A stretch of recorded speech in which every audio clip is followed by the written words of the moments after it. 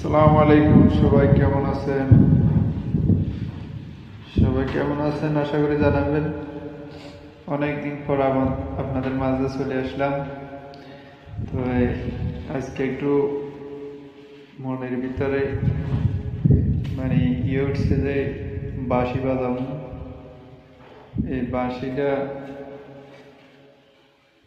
এক ভাই প্লাস্টিক দিয়া বানাইছে।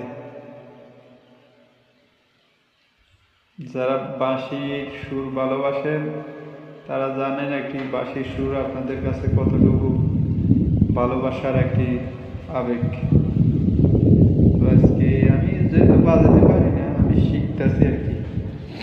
তো দেখি বাঁশিটা আসলে বাজাতে পারি কিনা, যেহেতু এটা একটা মানে